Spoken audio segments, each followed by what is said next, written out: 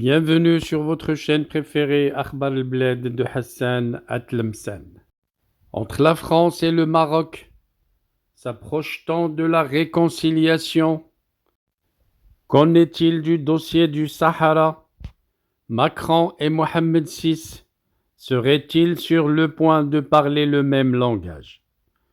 Un sujet dont on va parler, mais pas avant de vous rappeler de cliquer sur j'aime si vous êtes en train de suivre en direct cette vidéo. N'oubliez pas également d'émettre votre avis au sujet de la vidéo. N'oubliez pas non plus de partager ce lien de la vidéo avec vos amis qui ne sont pas au courant que cette vidéo passe en direct pour qu'ils puissent la suivre une fois disponible.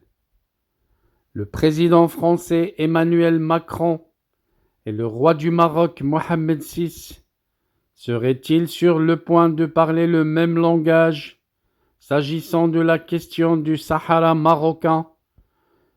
Si des pays comme l'Espagne ou encore les États-Unis ont déjà reconnu la marocanité du Sahara, la France, elle, balbutie toujours. Toutefois, les derniers développements laissent penser que Paris est en passe de reconnaître la marocanité du Sahara. Les relations entre la France et le Maroc sont connues pour être très instables, bien entendu en raison d'intérêts géostratégiques.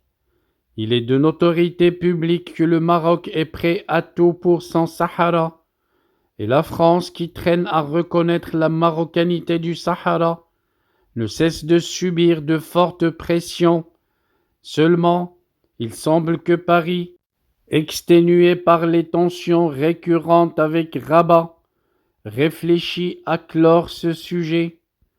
Les récentes sorties d'officiels français laissent croire que, comme l'a fait Pedro Sánchez d'Espagne ou même Donald Trump des États-Unis, Emmanuel Macron est sur le point de reconnaître la marocanité du Sahara.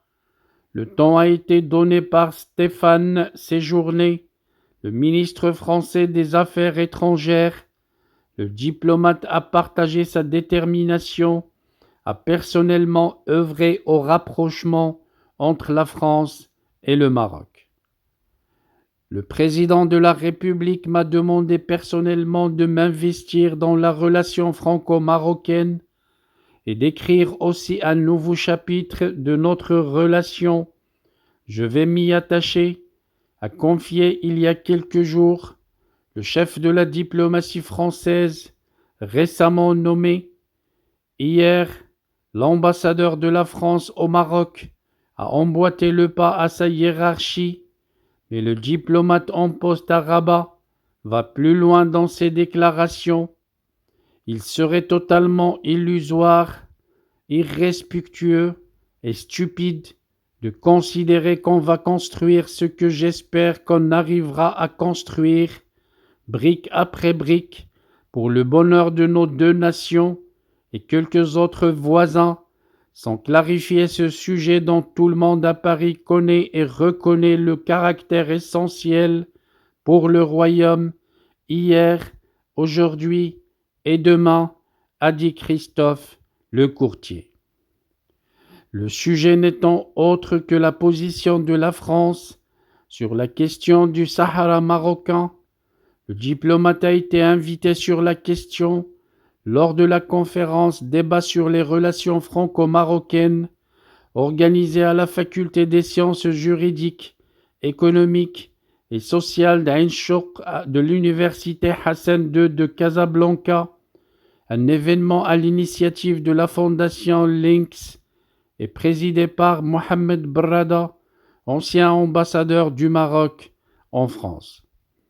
Comment voulez-vous qu'on puisse prétendre avoir ces ambitions sans prendre en compte les préoccupations majeures du royaume sur la question? Dans le dialogue que nous avons avec le Maroc, cette question, comme elle l'a été depuis 2007, sera évoquée dans la logique de poursuivre l'intimité et le partenariat dans les années et les décennies à venir, a insisté le diplomate français. Une sortie qui laisse croire que la France envisage une reconnaissance de la marocanité du Sahara marocain.